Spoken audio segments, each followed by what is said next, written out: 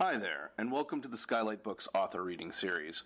If you'd like to learn more about us and our many upcoming author events, please visit skylightbooks.com, where you can browse our inventory, buy books, and join our Friends with Benefits Club. You can also follow us on Twitter, Tumblr, and Facebook. To speak to a real live bookseller like me, please call 323-660-1175. Thanks for your support, and enjoy. And we're just so happy to be having this event here. So very happy. I was telling Charlie, I think the only other coolest, amazing sci-fi author I met here besides you was Ursula Le Guin. So that was like, yeah, I mean, that was like, wow, meeting Ursula Le Guin was like, really, really cool. And you were like, like a close second. You are just amazing. I mean, it was like, so there's Ursula and Charlie. Okay. We're talking, we just love her. And I also want to say how exciting it is to have her here, because one thing we did talk about, the writer that she and I did not meet, and I wished we could have met, was Octavia Butler. It was also an important influence in your work. Yeah. I understand, and so to have Charlie here, alive and well, though I understand that she was rushing to get here, she slipped and fell, right, tore her hose. So it was like, oh my God. It is cold, right? She said, should I change my hose? Like, no, it's really punk rock looking. Just keep it, just keep it. So, she's won the Nebula. She's won the Hugo. She's like a really big deal. She's got stuff in development at NBC. I mean, it's like, Charlie, welcome.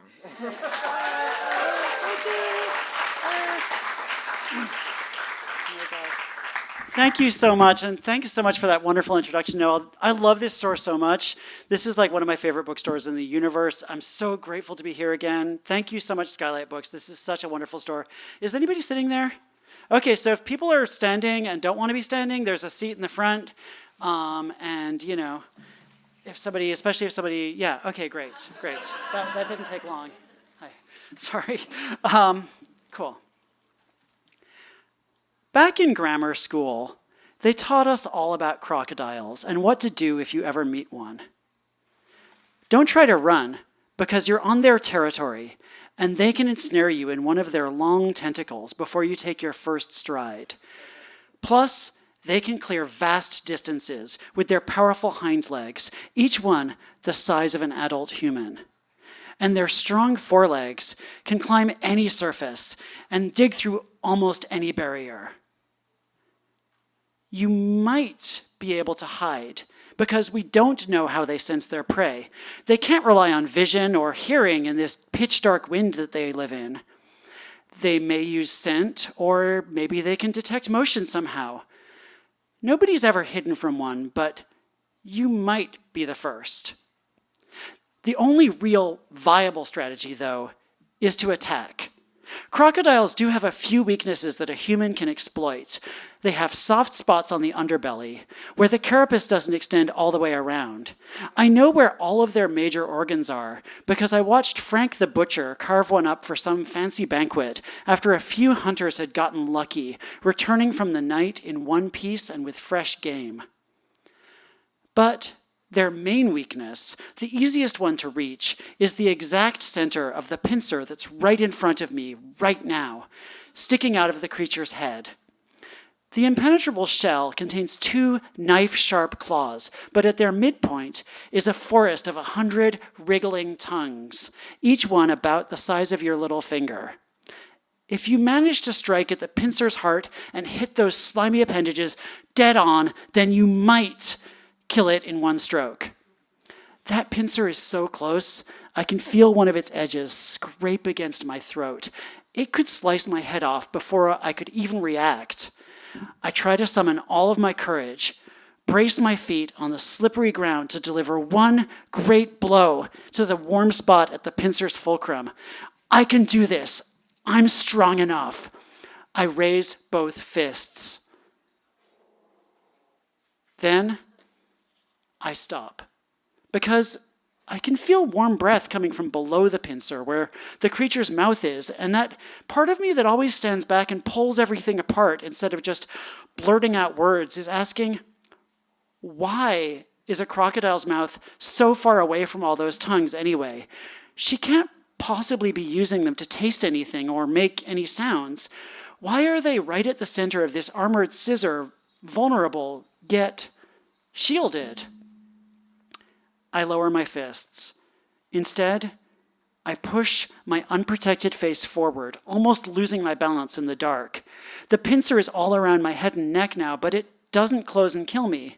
Instead, this crocodile lets me press forward and push my frost-burnt nose into the moist heat of her slimy, warm grubs. They brush my face, and my head floods with urgent smells and disorienting sounds. A beautiful ugliness, too much to handle, like I'm out of my head drunk with no up, no down, nothing but a whirl of sensory overload. I almost keel over, but somehow I stay upright until I'm somewhere else. I'm out in the middle of the night now, surrounded by huge sheets of ice on all sides. A mountain of ice and snow sidles past along the horizon. We're thousands of kilometers farther out than any human has gone in 25 generations since we lost all of our scout ships and our all-terrain vehicles. Somehow, I could see in the dark now, except I realize I'm not seeing at all.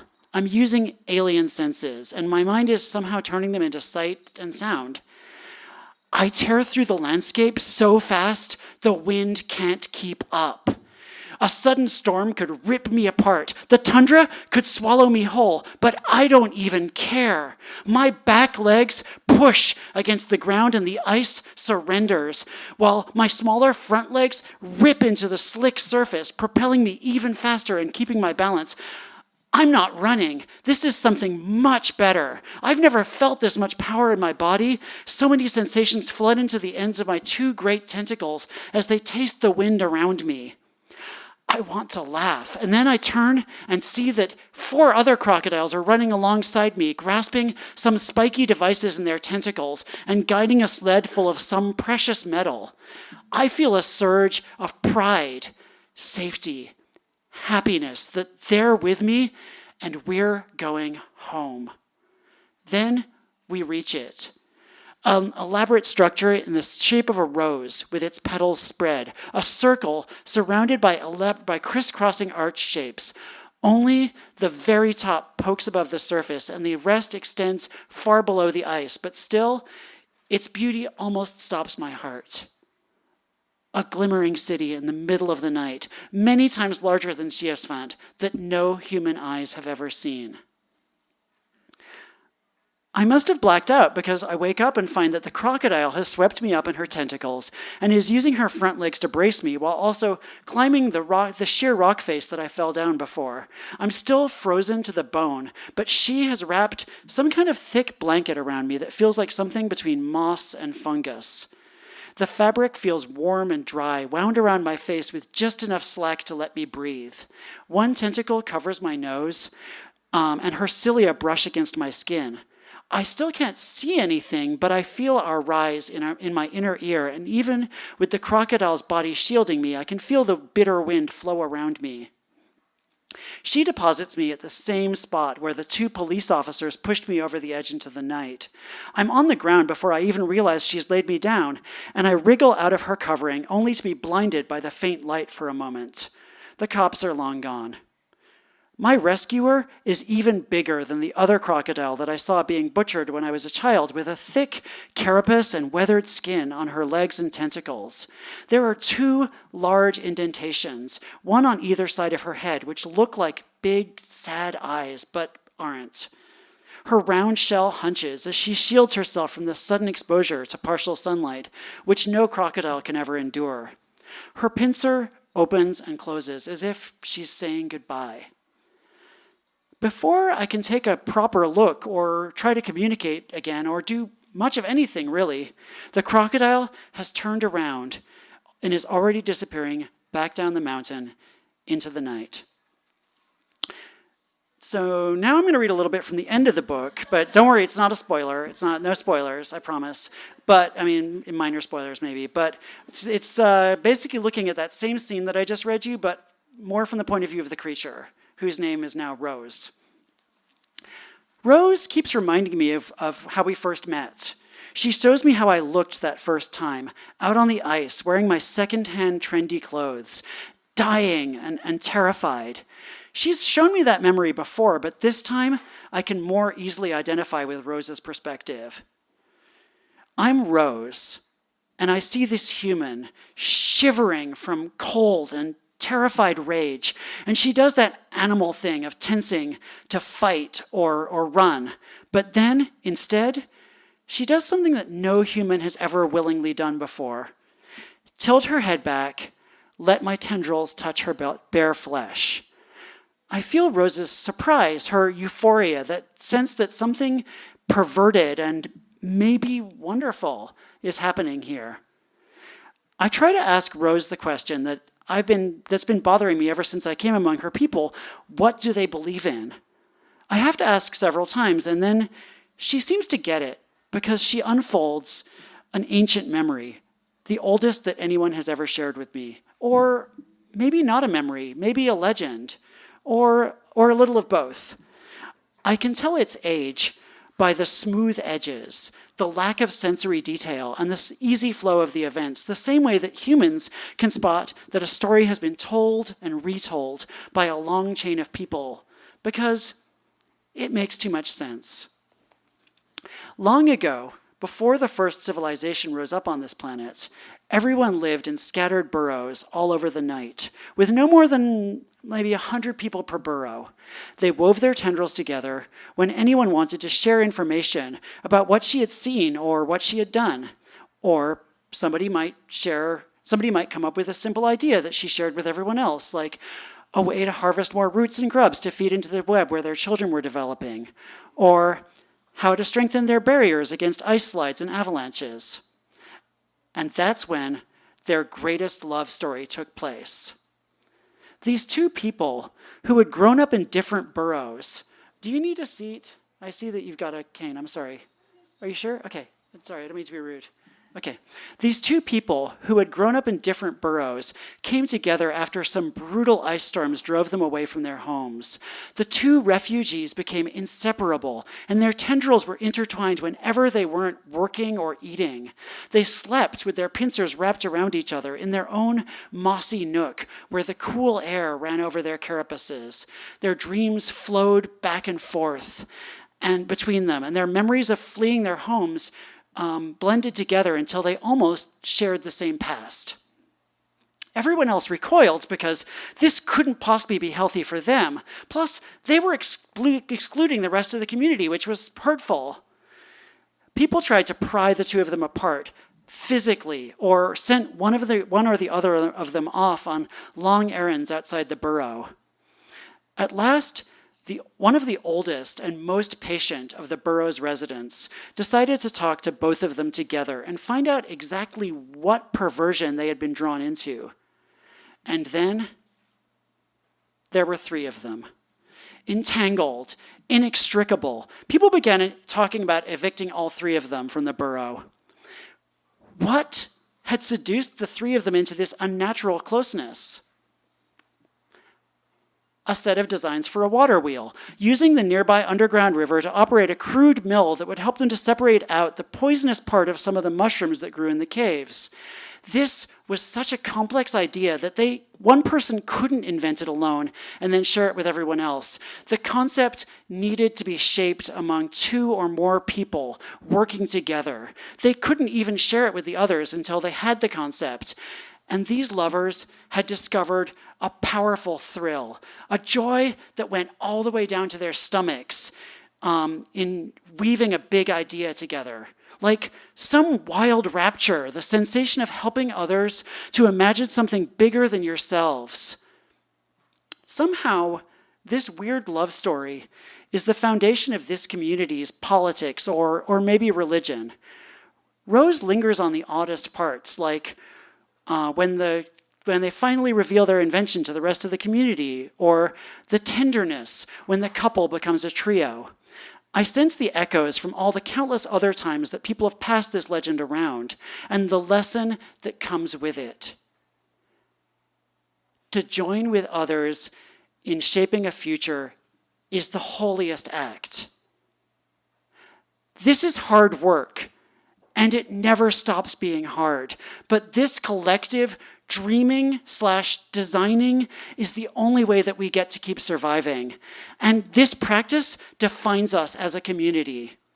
Even the other communities that live apart from the midnight city, scattered all over the night in smaller cities or towns, they all share this same origin story. Cool. So can I read a little more? Are you all good? Okay, cool. So I'm going to read something a little bit different. I'm going to read about crossing the sea of murder. I kind of didn't realize until the other day that there's a lot of tentacles in this book. Basically, it didn't really hit me until the Washington Post did a Valentine's Day roundup of for Valentine's Day, here's some books about tentacles and love. And they included this book, and I was like, oh yeah, there are some tentacles in this book. So this is a different tentacle. This is people, they're trying to cross the Sea of Murder where it's frozen over and it doesn't go well for them. Oh, wait, let me actually take a really quick drink, sorry.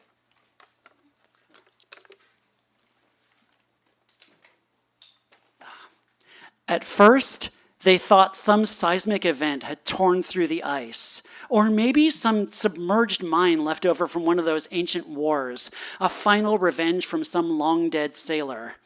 They bickered and debated even as the road rose up vertical in front of them, sweated, spat, pleaded, prayed, boasted, grandstanded. The gravicist treads pawed at the unsteady fragments of tundra, groping in vain for some purchase. But then the mist cleared, and Alyssa spotted the cause of the eruption. One giant tentacle, covered with iridescent feathers and tipped with a leaf-shaped barb the size of an entire tenement building, had burst upward from the frozen ocean, filling the space like a brand new monument. One of the giant squids that lurked at the bottom of the Sea of Murder had detected food on the surface and decided to go hunting. Alyssa unsnapped her harness, while all the other people in the vehicle wasted time bemoaning their fate, and she pushed through the passenger compartment until she reached the cockpit. She leaned over an older man named Winston who sat in the pilot's seat and unfastened his safety harness for him. "You better let me drive," she said. Winston hesitated, and she added, "Do you want to live, or do you want to feel good about yourself in your final moments? One of us here knows the Sea of Murder, and it's not you." Winston slid out of his chair, and Alyssa climbed in, securing herself inside. Mouth came and stood next to her, mostly to watch what promised to be an excellent show. The fleshy protrusion rose 30 meters over their heads, its tip swaying as if it was searching for prey. Then it curled, whip fast, and ensnared two vehicles in a sudden fluid motion, dragging them back through its hole in the ice. "Bloody hell," Winston breathed. "Those poor people." Pretty quick death. Better than most." Alyssa kept her eyes fixed on the topographic scans, looking for tiny fluctuations or perturbations in the ice while easing the ATV forward at a tantalizing speed. They crawled ahead until they reached one of the darkest blue spots, and then Alyssa spun them around almost 90 degrees and sped up so the terrain streaked past for a moment. Then she pulled back on the throttle again, and they were back to baby steps. "Shouldn't we be making a break for it while that monster is distracted?" Jimmy, another senior member of the crew, muscled his way forward. He was that enormous man with the giant spiral scar across his hairless scalp, which he claimed had come from a fight that he had won where someone had put his head in a melon peeling machine. "Why are we playing games instead of just getting the heck out of here?" The other 5 vehicles were following Jimmy's idea, barreling at top speed away from the jagged patch of exposed ocean toward the waiting command vehicle. But the ice ripped open in the space between the rumbler and 2 of the troop transports, propelling massive chunks at their armored sides. And then the tip of the squid's tentacle pulled one of the transports down into the ocean, twirling with the measured elegance of a coffee server at the Illyrian parlor. And then another vehicle was gone. "That's why," Alyssa said. "Any other questions?" Jimmy's brow furrowed so that the sharp end of his scar pointed at one glowering eye, while Alyssa executed a 3-point turn and then coasted the vehicle across a thin sheet of permafrost that seemed to tremble as they passed over it. The giant squid extended its reach further over the ice, its feathers curving outward as they searched for other caches of protein. The other 3 lorries had stopped moving, probably hoping that the squid would ignore them if they made no vibrations, but they rested on undulating promontories of ice. Alyssa was humming something that Mouth couldn't make out at first, and then she twigged. It was that song about the decapitating sisters, the 2 women who could snick a man's head off before his thoughts even reached his gun hand. The pair of them, a coordinated neck-severing machine of such beauty that people risked death to watch them work. Alyssa spun the lorry on its axis and scooted away from the tentacle as she broke into the chorus. And oh, the heads, the heads, the heads, the rolling heads as they danced. Alyssa had already gotten them past the 2 fast-expanding holes that the squid had made, and they were gliding forward with their engines stilled. Darn, Winston breathed. We're going to make it after all. And that's when the fleshy tip of the squid's long arm landed right in front of their vehicle, blocking their path, blotting out the rest of the world even. The frond-shaped growth wriggled, almost playfully, and its huge feathers undulated in the wind. You had to say that, Alyssa grunted at Winston as she squeezed their brake lever, as gentle as soothing a baby. And I'm just going to close with my favorite line of dialogue from the book, which is on the next page, which is, gravestones all over the world have "shoulda listened to Alyssa the first time" written on them. Cool.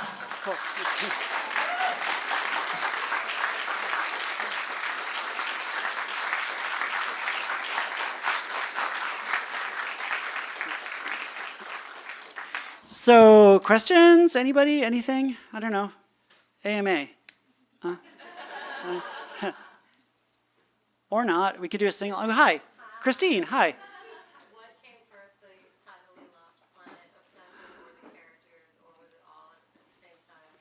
It was definitely the tidally locked planet came first, and actually it was one of the more frustrating processes I've had, because normally I start with the characters and I just kind of figure out a world around them. Like, that's how All the Birds in the Sky started. That's how the young adult book I'm working on now started. Normally I just kind of sketch in the world as I need it, kind of like they keep walking and I have to keep drawing sidewalk out of their feet, kind of.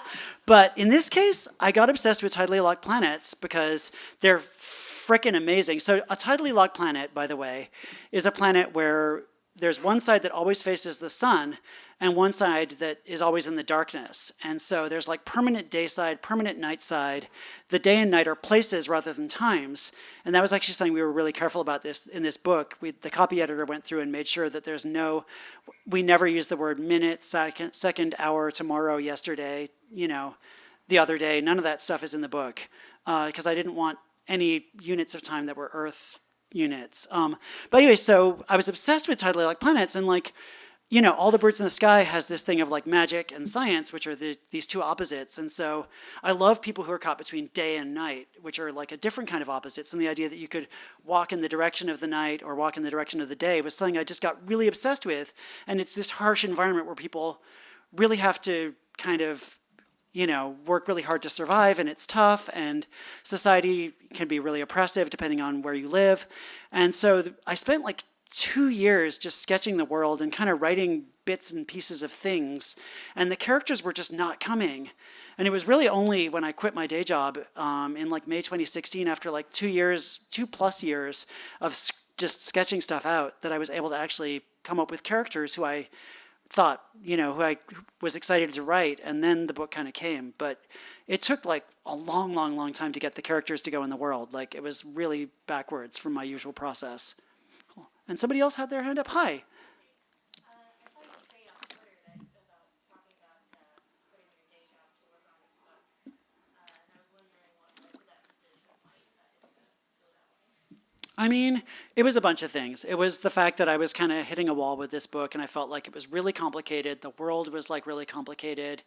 I didn't really understand what the story was. I had a bunch of set pieces that I really liked, but I didn't have a story yet that I understood fully. And I was like, I feel like it needs my undivided attention. And then also, All the Birds in the Sky had come out 4 or 5 months earlier, and it was doing pretty well, and I felt like, I might be able to make this work as like a career. And then there was also I had been working at IO9, I'd been blogging for 8.5 years at that point, And I kind of felt like I was maybe reaching the end of my ability to do that. And like the internet was changing, blogging was changing, everything was kind of changing up. And it was just no longer the thing that I had been doing for a long time. And so I kind of wanted a break anyway. And I was like, I'm just going to see how this goes. And then luckily I sold this young adult trilogy that I'm writing now. So I'm kind of, I'm still, it's like the same thing I said before. I'm like sketching the sidewalk under myself as I'm walking. Like that's my career right now, kind of. Hi. How did you choose the places that would populate the colony ship that came to? Oh, that's a really interesting question. Thank you. So one of the things that I did that was like probably way too detailed was I sketched out a whole future history leading up to this book, because I didn't want the thing where like it's like a tabula rasa, like people just arrive on this other planet and it's like, oh yeah, we've left behind everything from Earth. We don't have any, like our history is just what happened since we arrived on the planet. And I didn't think that was realistic. And I wanted to have a sense of like the weight of history, especially with part of what's going on in this book. Sorry, this is a digression, but part of what's going on in this book is that because the sun doesn't ever rise or set, the passage of time is really hard to kind of reckon unless you like have some external way of keeping track of it. I mean, biological processes like, aging and stuff, childbirth, pregnancy, those things still happen in roughly the same time span, but the day-to-day like thing of like the sun coming up and going down isn't happening. And so the passage of time is kind of oblique. And part of what I was interested in is how do people think of the past when there's no yesterday kind of. So that was something I was obsessed about a lot, and I wanted a sense of the weight of history. I wanted ethnicities that felt real. So I came up with this idea that basically in the 23rd, 24th century, most of the Earth's surface is uninhabitable, but we live in these like kind of domed maybe environment, these sealed cities. And I picked cities that were not major cities of like right now, for the most part. And I picked cities that were mostly far from the coasts because I figured the coastal areas were not going to be very nice in this point. And so I just and I talked to some of my friends from all over the place, and like I picked places that seemed like interesting, like Ulaanbaatar in Mongolia. I've always wanted to go there. And so I was like, what would Ulaanbaatar be like in, hundreds of years from now? And what would people in the 33rd century whose ancestors came from Ulaanbaatar, what would they think about it? And so like the other ones were like Nagpur in India, which is actually a huge city, but it's not one of the cities that people in America talk about very much, and Merida in Mexico, and Calgary, the only place, none of the United States exists anymore, but there's Calgary. And I had this whole complicated thing. I had this thing where like basically Calgary kind of got overrun with like refugees from the US, and it kind of turned into a little bit of a, we kind of stunk the place up the way we tend to. And so it was kind of like Calgary was like the worst of the cities. And like, I don't know. So I came up with these 7 cities and then came up with a whole history of like how they joined together to build this ship to send people to this other planet, how it all went horribly wrong on the ship, and how it's gone even more horribly wrong since they got here. And I don't know, I felt like I needed that level of detail in order for it to feel believable to me, kind of, if that makes any sense. Hey, thank you. Cool. Hi, red hat. And then you.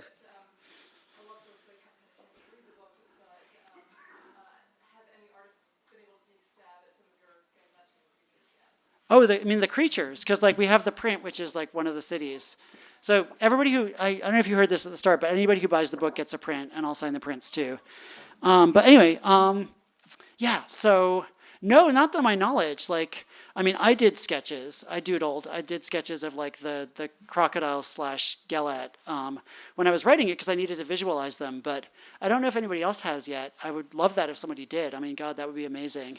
Getting like fan art or fan anything is like kind of just a dream. And Scarf, hi. Is that CB? Hi.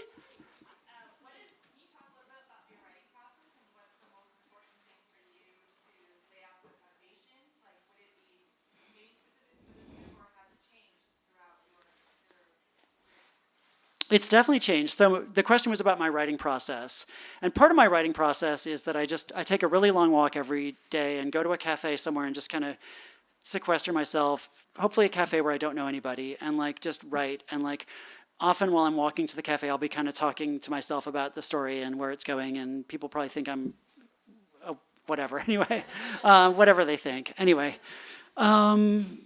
But one way that it's changed actually is that during that 2-year period that I talked about, where I was like sketching the world and didn't really have characters that I thought were working, I was doing it longhand in journals, and that's how I wrote All the Birds in the Sky longhand in blank like notebooks, and I wrote some previous novels that way longhand. And after this process was so frustrating, I kind of gave up on writing longhand, because I was like, I like the fact that it's kind of stream of consciousness and you're just kind of making stuff up and you don't go back and edit.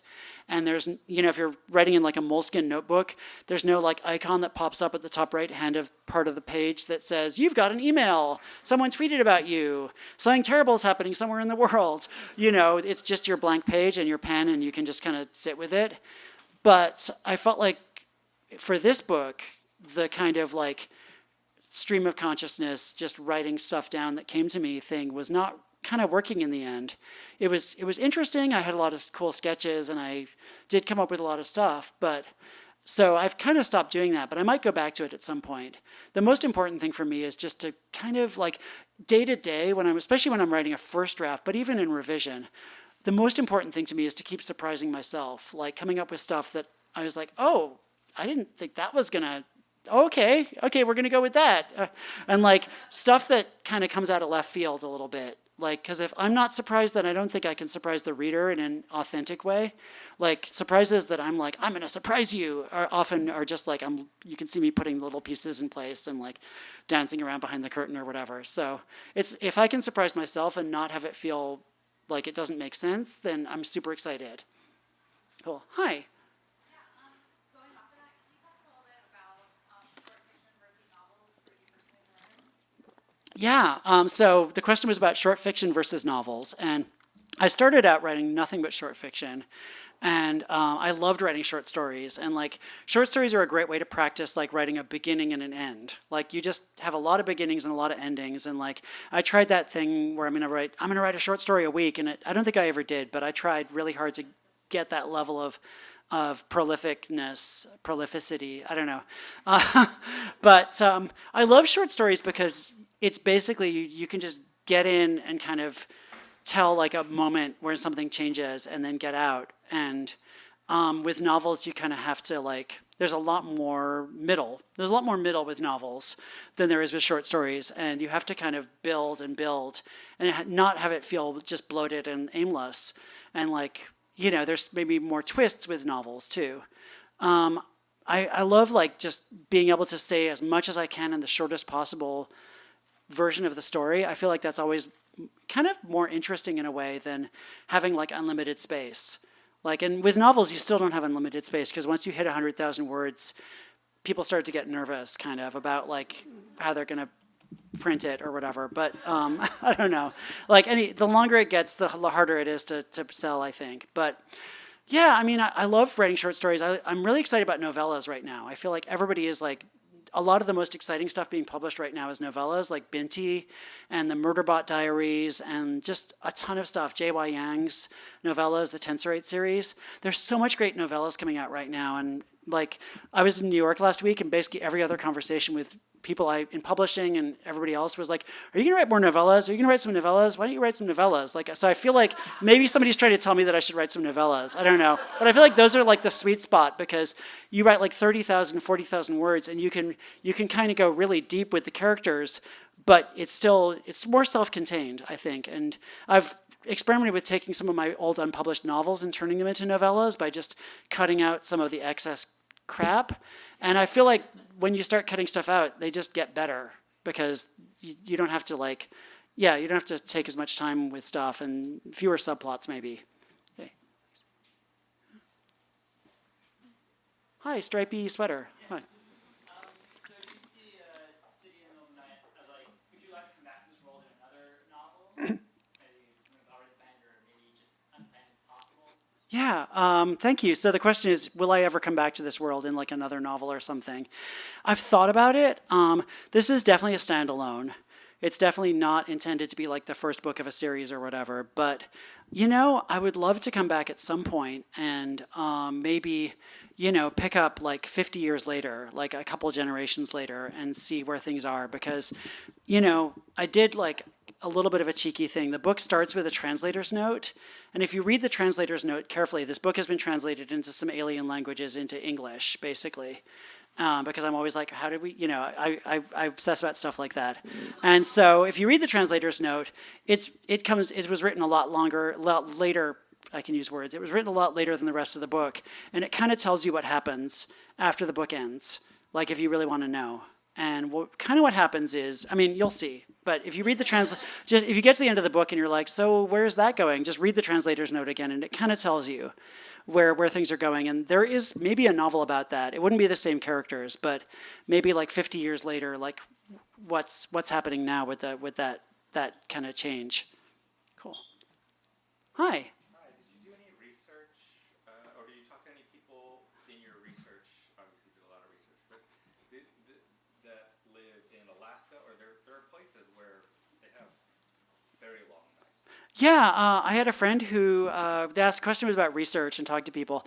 I have a friend who lived at McMurdo Station in Antarctica, and I talked to her a bunch about what that was like, living there, and like with just like the endless snowy waste and everything, and the, just the super bright sky and all of that. I also did, before the Helsinki Worldcon, I went to Reykjavik and kind of hung out there and, traveled around and saw the geysers and talked to people about and it was like August, so it was not quite like, it wasn't quite the 24-hour day, but it was close, and just talking to people about what that was like. So that was kind of the extent of that. But I also read a bunch of stuff about, those kind of extreme climates.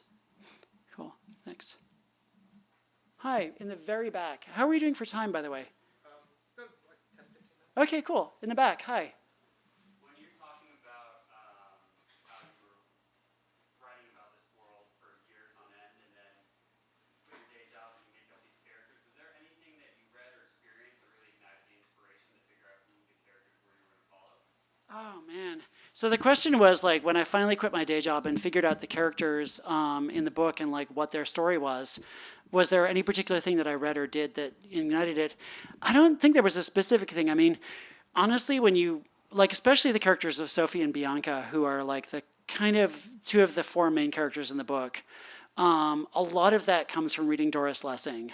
I feel like everything I write is super heavily influenced by Doris Lessing, who's, people don't read her enough anymore.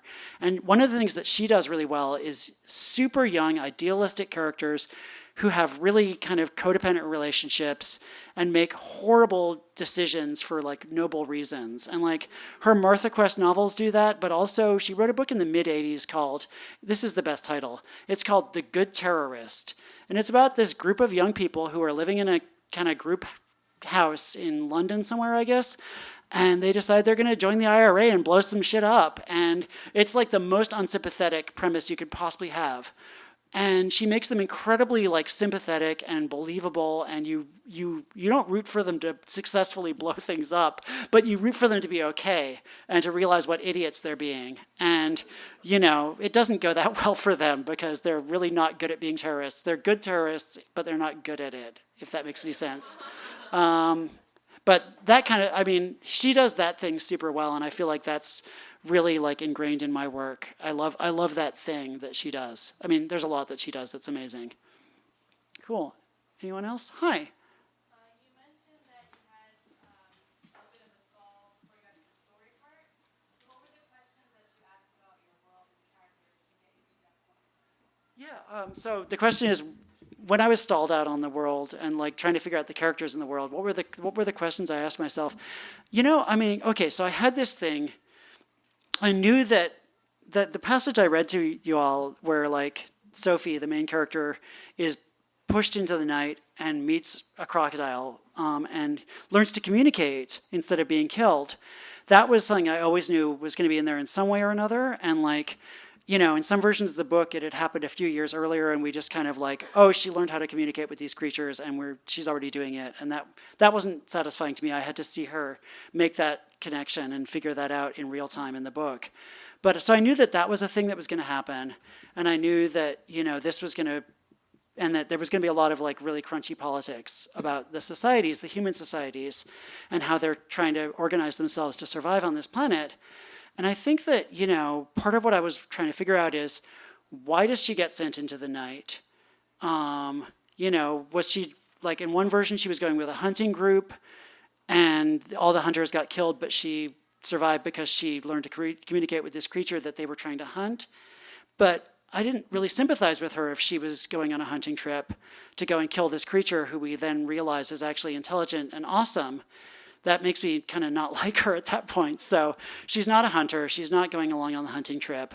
I was trying to figure out what sends her into the night. And so that kind of I backed into this thing where she's got this friend who makes some really dumb choices, and she kind of, spoiler alert, but it's the first chapter basically, she kind of takes the blame for her friend's dumb choices, and that's what leads to her being shoved into the night. And that kind of, and then, once I started pulling at the thread of this friendship and these two characters and, this kind of codependent relationship that they have, that kind of led me to the ending that I still have as the ending in the book. And so, but it kind of started with that idea. And like, there was a character who did the thing that I read to you all about, but it wasn't that character. And I had to know who she was and why she was there and what got her there, kind of. Does that help? Does that make sense? Cool. Yay. Yay. I'm making sense. Cool. Maybe like one or two more? I don't know. One more? One or two more? Maybe a couple more? I don't know. Hi, other stripy sweater. Yeah. Since you read and maybe perhaps still read a lot of science fiction, any writers in particular that you're really excited about, or Oh my God. do you have some thoughts perhaps on just the genre in general and where it's going? I mean, there's so many writers I'm excited about right now. I just read, I got to read an early copy of The Deep by Rivers Solomon, and they're an amazing author. And this is a book that's like a novella that's based on a song by Clipping, David Diggs's group, and it's taking this song, this hip hop song that was nominated for the Hugo, and kind of expanding it into a whole world. And it's so awesome. And it's like, I don't think this is a spoiler. It's about a world where people who were pushed overboard from slave ships turned amphibious or turned into amphibious creatures, and their descendants are now living in the bottom of the ocean. And it's so amazing. I love it so much. And I mean, there's so many authors. I can't even, like, my brain is kind of fried right now. I'm reading Sarah Pinsker's novel that comes out in September, and that's amazing. She's incredible. I feel like if you look at the award, like the Hugo and Nebula nominee lists of the last 3 or 4 years, it looks really different from previous years. And, it's a bunch of new names. It's much more diverse. It's work that just feels a lot fresher and more exciting to me in a lot of ways. It's stuff that I've never seen before in science fiction and fantasy. And I feel like right now, like my editor, Patrick Nielsen Hayden, said on Twitter today about the Nebula shortlist today, this right now is the golden age of science fiction. We're living in it. And I think that is partly because there's more people of color writing science fiction and fantasy. There's more, trans and queer and non-binary people writing science fiction and fantasy. There's more talk about things like disability that kind of had been skated over before. There's just a lot that we're finally kind of talking about that just enriches and expands, like the frame has been expanded. And I think that, it's just a really exciting time. Like, I read stuff and I feel like, I just get ideas and inspiration from reading all the stuff that's being published right now. And I feel like there's a ton of us who are in conversation with each other a little bit. And it's just such a fantastic time to be reading. And pretty much everything that's been nominated for those awards in the last few years has been just fantastic. Cool. Last question, maybe? Well, actually, since you did mention sort of like this change of voice and tone in sci-fi writing, I was curious to know, how do you think that came about? I mean, why do you think that came about? I think it came about because of, so the question is, why was there this change in, who's writing science fiction and how they're writing it? I think it came about because of a lot of activism and a lot of people standing up and being like, hey, this isn't reflecting the real world. It's not, it's building a future that's not including most of the human race, and it's not reflecting the whole world we live in. And I think that, there were things like, several years ago, there was a study that somebody did online of basically everything that was nominated for, I forget if it was the Hugos or the Nebulas, and it was like 90% white dudes, like the whole time, and had been nominated since like the 50s. And people were like, yeah, that's awesome, but there's other people writing stuff, and there's a lot of great stuff being written. And I think that people there was a lot of like activism, a lot of like really hard conversations about inclusion and about cultural appropriation, which is kind of the flip side of that, because it's about who gets to tell the stories of these people who are marginalized, whether marginalized people get to tell our own stories or whether people tell our stories for us. And I think that that's been like the last 10 years, there have been some really hard conversations about that. And it's led to people realizing that if we want these stories to happen, we need to make an effort to try to bring people in who can write them and who can write them from an authentic place. And that's been, I think it's been really good. And there's been a bunch of like, just people working really hard, like people, and there's been that book, Writing the Other, which is now a series of seminars that if you ever want to learn more about writing diverse characters and writing marginalized characters, Writing the Other seminars by like Nisi Shaw and K. Tempest Bradford are amazing, and they will teach you everything you need to know. And so, I think authors like, white male authors, but everybody else from like the dominant culture has been learning a lot more about like writing inclusive fiction as well. And I think there's just been a lot more awareness of it. And, it really, I've seen it happen in real time. And it's been just, like I said, there have been really difficult conversations, but it's also just been really inspiring to see it, to see the change, to see the result. Cool. That's wonderful. Yeah. Cool. Any other questions? No? Last one? Okay. Oh, wait, we had... Okay. You can ask me in the signing line. Okay. Thank you so much. I'm going to sign books. You can get a free poster. Cool. Thank you so much. Thank you so much. I just really... You've been listening to the Skylight Books author reading series. Don't forget, you can listen to this and all of our other great podcasts at skylightbooks.com. Thanks again for stopping by, and we hope to see you soon.